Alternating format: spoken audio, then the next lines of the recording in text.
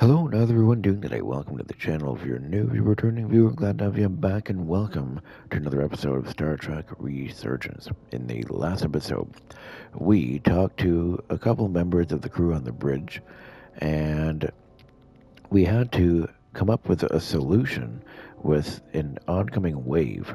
We decided to use the pulse dish, and ultimately, we saved the ship, but a member of our crew got hurt on the way back inside. So I guess we're going to see what happens next. Let's grab our drinks, let's grab our snacks, and let's get into this.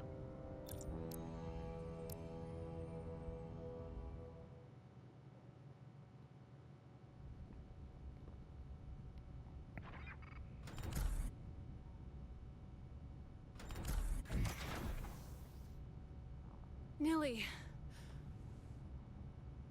I'm good. Help me with him.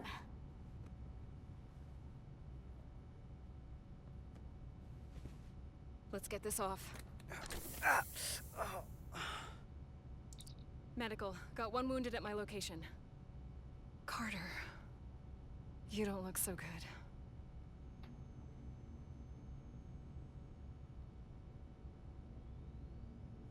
You gotta be more careful. I just got here. I'm not ready to see you two get blown to space dust just yet. Now let's get you down to sickbay. Great.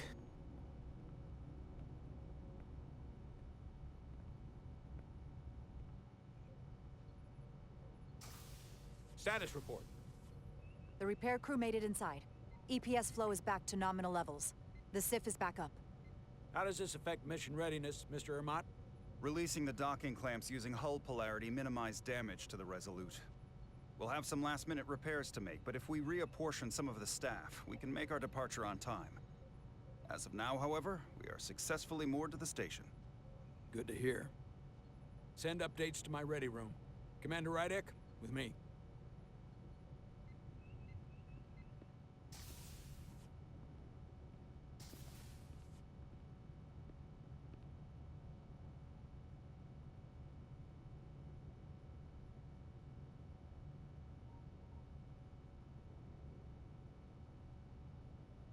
You disobeyed my orders. Well? It was the right decision. Respectfully, Captain, I made the right choice given the information I had. You disobeyed my orders! And not just in front of the bridge crew, but the Starbase staff as well. That's going to get around. My name's already tarnished around the fleet.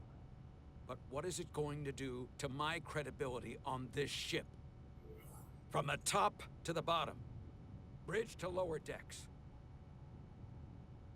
Well, I mean, it's true, he didn't have the facts. Maybe I shouldn't have disobeyed a direct order. But you were wrong. You weren't on board, and you didn't have all the information. So I made the right decision for the ship. If you're worried about your credibility, put your ego aside and trust your crew. She's got a point. Trust me. You might have won some fans on the bridge with that stunt. But not everyone. Lieutenant Commander Chovak has already bent my ear. I'm sure he doesn't take it personally. He'll get over it in time. Mr. Chovak is more complicated than he would want to admit. I guess we all are. And, if I'm being honest, I'm not sure what I would have done in the moment either. You never really know if you weren't in those shoes.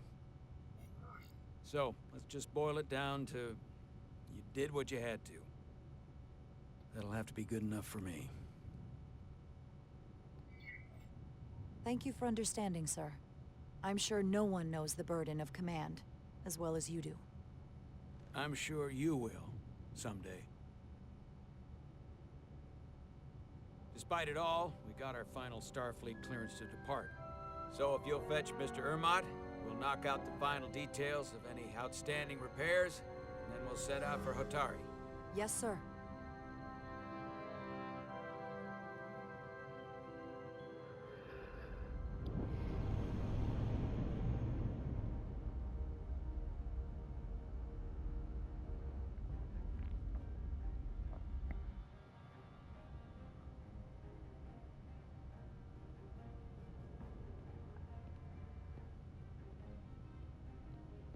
All departments reporting full mission readiness.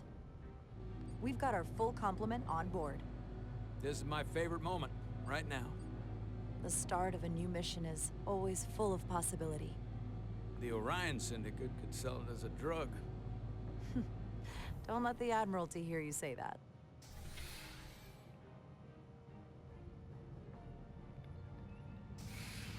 Captain on the bridge. Sit. Sit, everyone. You all know, I'm not big on speeches. We're embarking on the first mission since our refit. Let's make it a good one. Disengage docking clamps.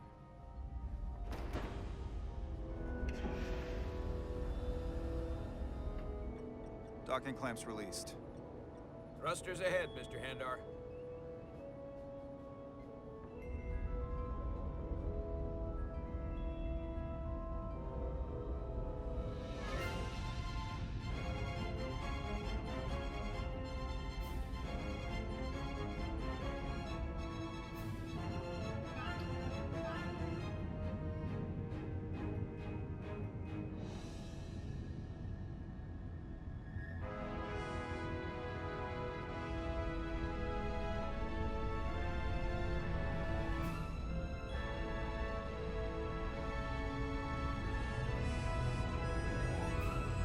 That should do it. Set a course for the Hotari system. Prepare to go to Warp 8. Aye, Captain. You know what? You take this one. Me? Ooh. Engage. We're definitely going to do engage. Engage.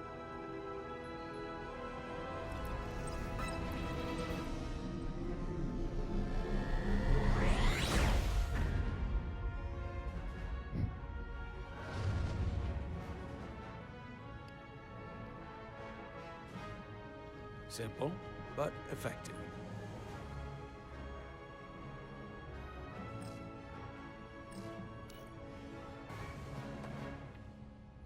Whoa. Careful. Thank you. I'm fine. Really, You don't look fine.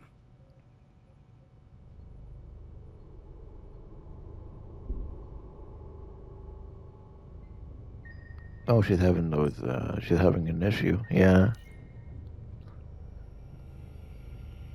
I have to get to sickbay. Go.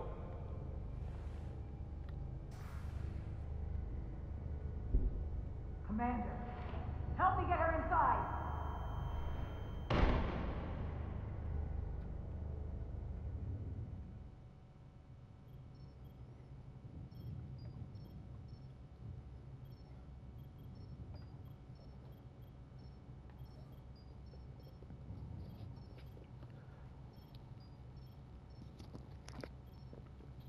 Well, that was quite a scare. A few minutes more and it would have been one of the shortest tenures on record for a first officer. Is that the engineer that was out on the hull? That storm did a real number on him, but he'll live. Just needs rest. You should worry about yourself. Your deridium levels got dangerously low and destabilized your cell structure. This is definitely one of the more memorable first days I can think of.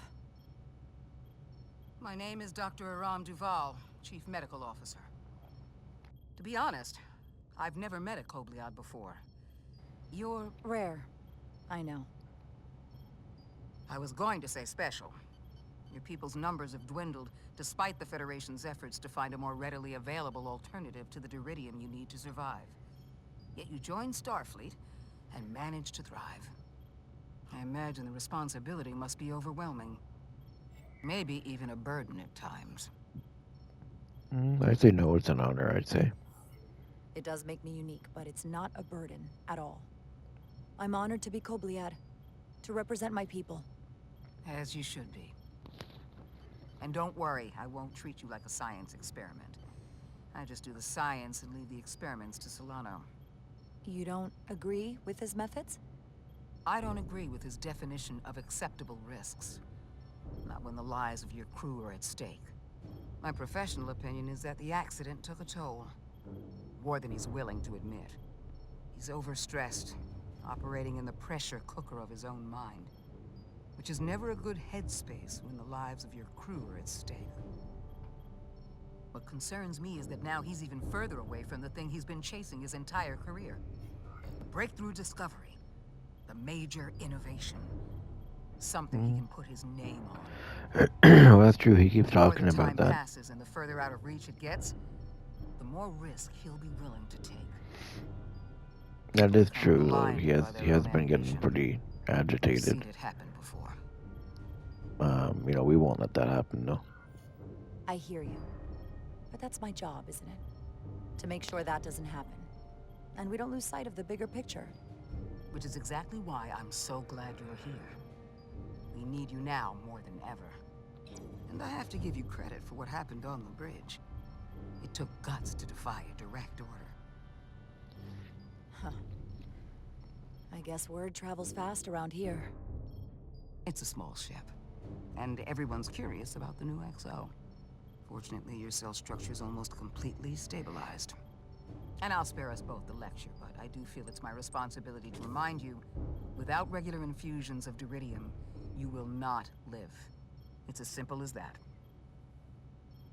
Understood. Then, my work here is done.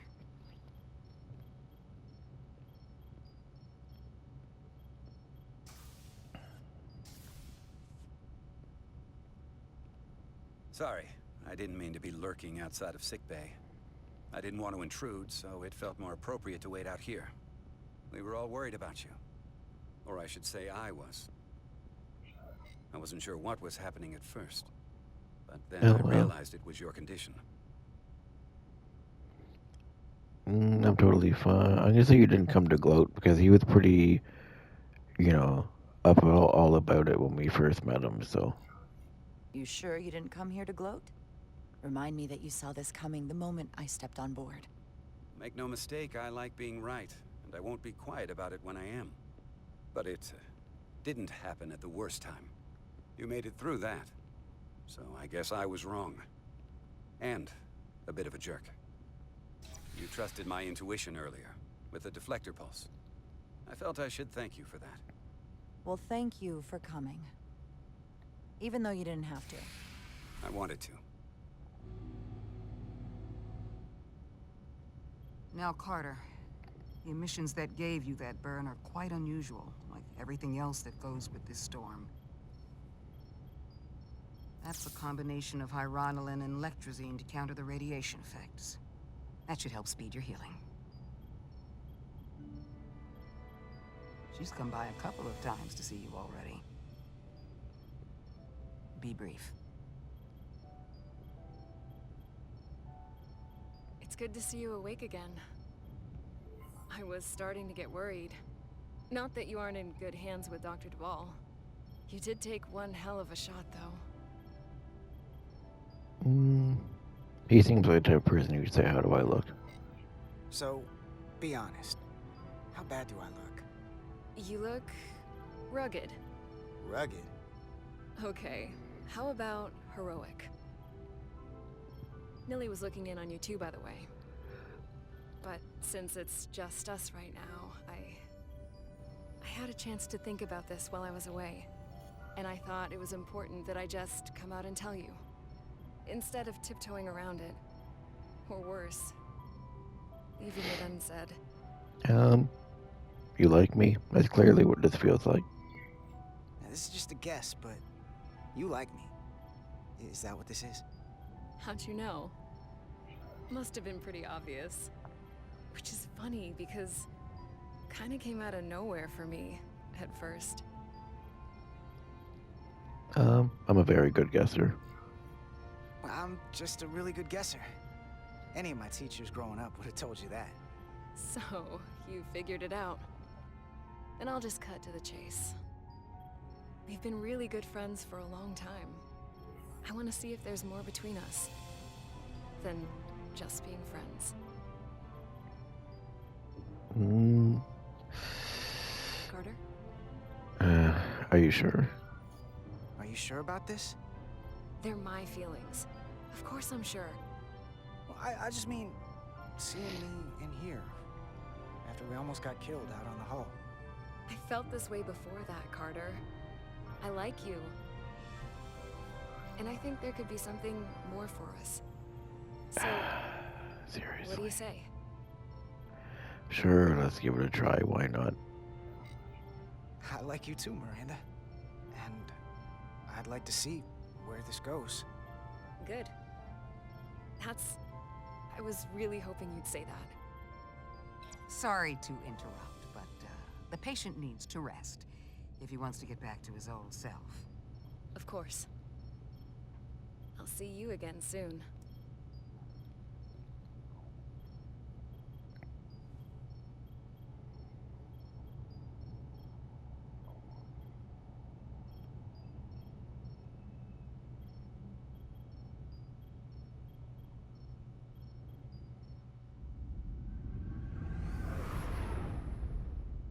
Approaching the rendezvous point outside Atari space. Helm, bring us out of warp. Dropping to impulse.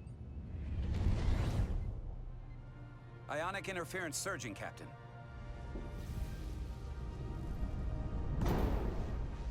Shield integrity holding.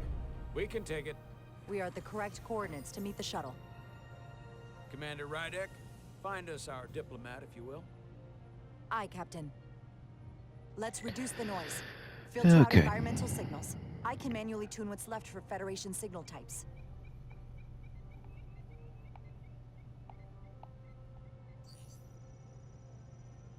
I've located the shuttle. Opening comms. On screen.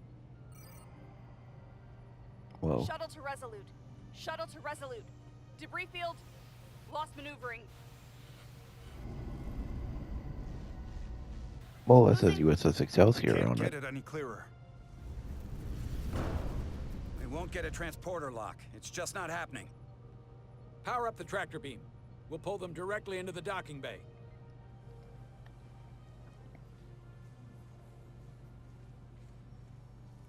Diaz, you good to run the tractor emitter?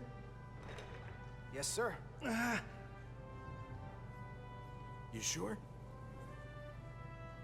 I'm sure.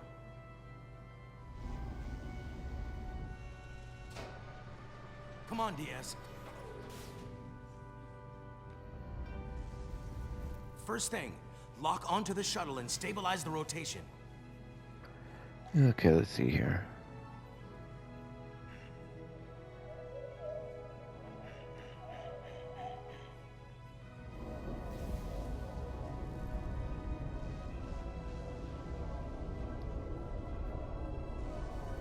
We're pulling in debris.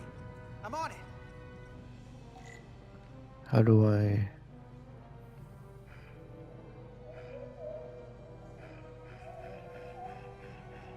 Oh, I see. Oh, shit.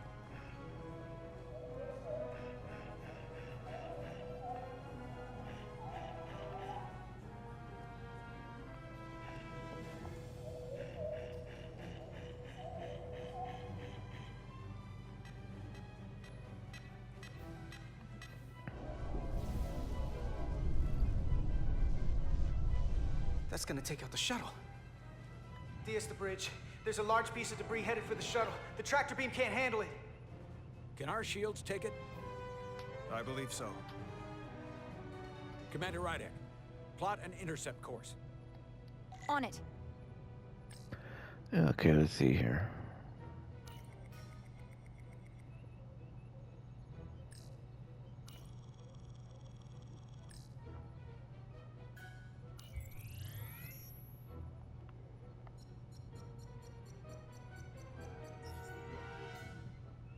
Here we go. Maneuvering thrusters bearing 53 Mark 17. 200 meters on an intercept course. Maneuvering.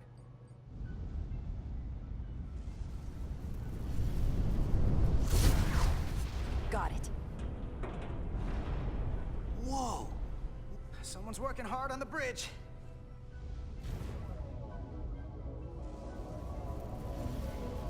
They didn't even turn up. Oh, we have to do that. Okay.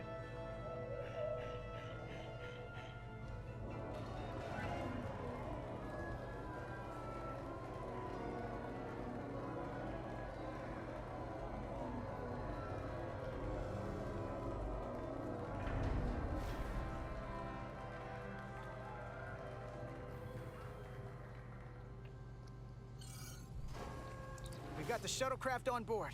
Good job. We're on our way down to meet them. Okay, let's see who the diplomat is. We finally get to see. It's exciting. Oh shit, it's Mr. Terra Spock. firma, so to speak. Ambassador Spock.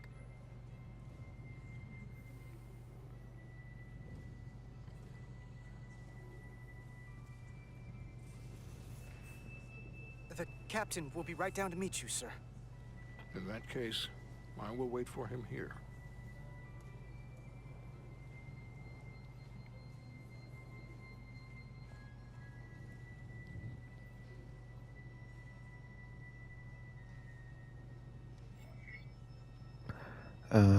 Welcome aboard. Sorry for the rough landing. Are you okay? Oh man, I don't know which one do I want to ask.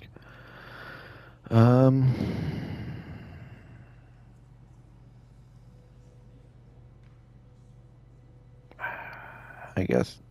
Sorry for the rough landing. Apologies for the landing, Ambassador. I was operating the tractor beam, sir. I take responsibility. Our arrival was the smoothest part of our journey. Your artistry with a tractor beam is commendable. We thought we were prepared for our arrival in Hotari space, but it is evident my craft was not sufficiently robust for such intense ionic activity. The storm has been pretty intense. There was an element that was most unusual. Before you came to our aid, our maneuvering thrusters and impulse engines were rendered inoperable. So we attempted a short traversal at warp speed, only to find that we could not achieve warp at all, even though our diagnostics computer showed no faults or anomalies. What do you make of that? All indications say that warp speed is possible, but in practice, we find it is not. Honestly, it's probably the storm. Well, this storm is one of the strangest phenomena we've ever encountered. It's disrupted other systems. Who knows what it might do to a warp drive? Yes, it would seem further investigation is called for. Take readings, run some additional diagnostic checks, and we'll get to the bottom of this. Quite logical, Petty Officer... Carter Diaz. Sir. Thank you. Ambassador Spock. Excuse me. I'm honored to have you aboard. I'd like to get right to it. We're already behind.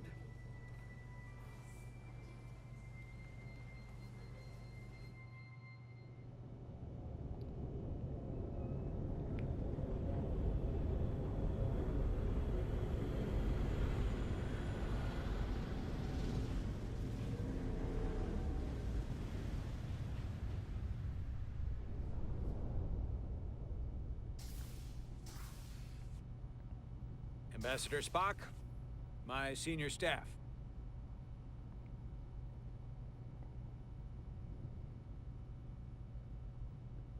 It's not every day that a captain gets to welcome a Starfleet legend aboard. You flatter me, Captain Solano. But legend implies the past tense, whereas I am very much focused on our present circumstances.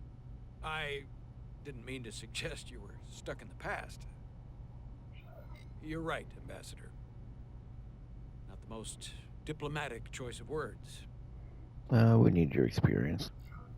Your experience comes from the past. But our present situation calls for it. True enough. We were hoping you could fill us in on the details. We got the basics from Starfleet. Two formerly peaceful neighbors are now on the brink of war. Indeed. And the tension between them grows fiercer by the hour.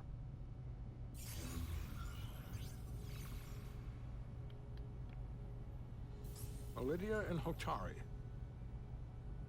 Ylidians are the more advanced species. They made first contact with the Hotari over a century ago. This is Tau, the Hotari moon. It is rich in dilithium, and for decades, the Hotari and the Ylidians have shared a mining operation there. The Ylidians provide the technological resources, while the Hotari have served as the labor force. The stability of that arrangement was the source of their peace, until recently. The Hotari have suddenly and forcefully seized control of the mining operations and expelled the Illidians from their system.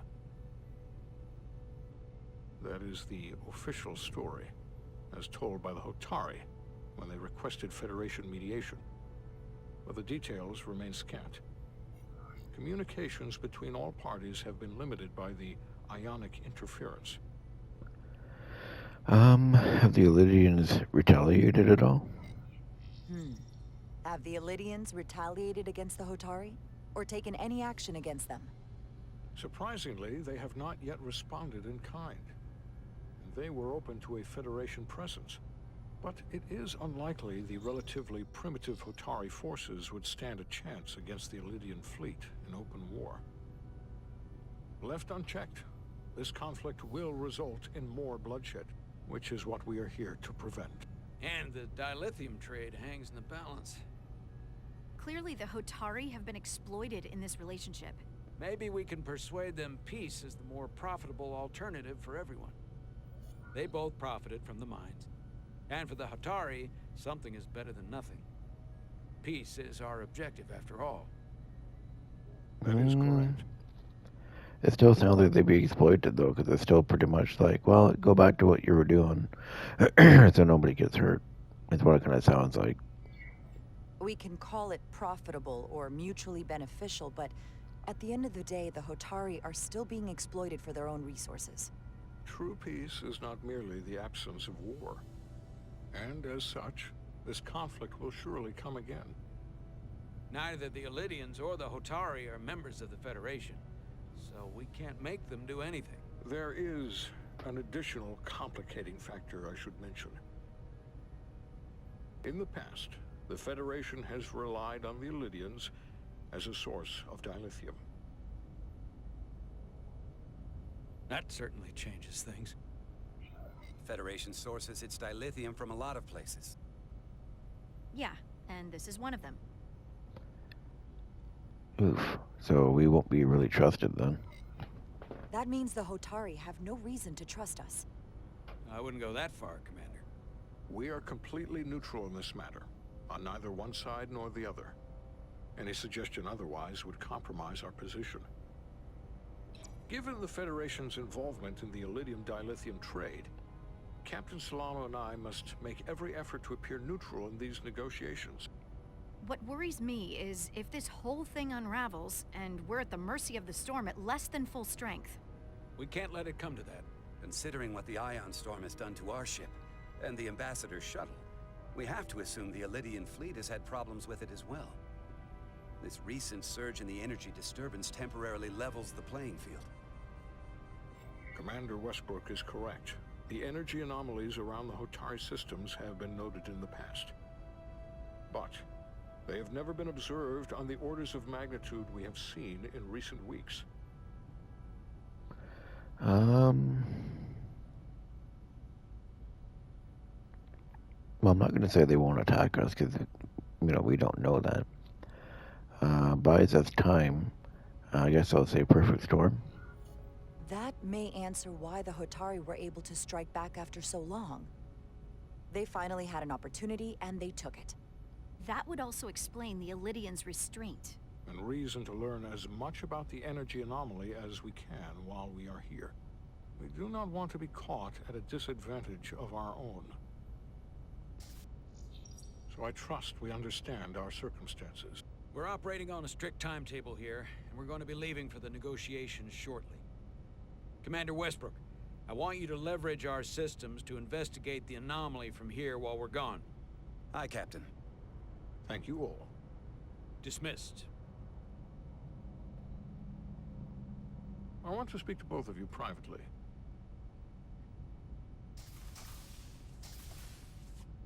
Ambassador Spock, I'd like to make a formal introduction.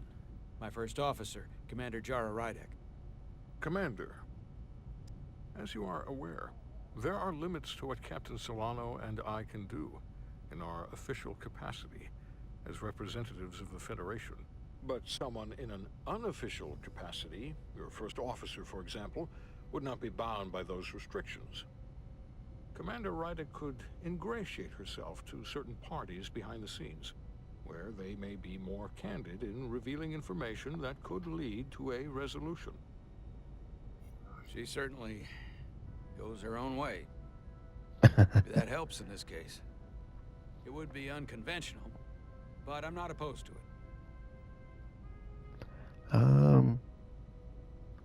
I guess whatever it takes.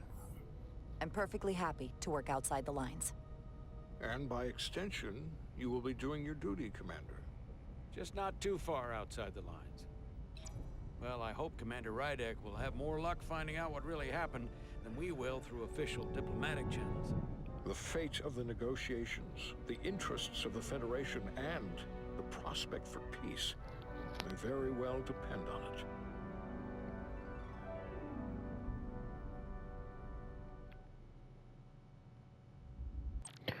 Alrighty, so I think what I'm gonna do is we're gonna end this episode right here. Okay, very interesting, very interesting. So we have to go behind the lines and I guess and talk to both parties and see what's really going on. You know, it's really cool we have, you know, Ambassador Spock on our ship, which is kind of strange because you think he'd be on the Enterprise or something. But, I mean, it is what it is.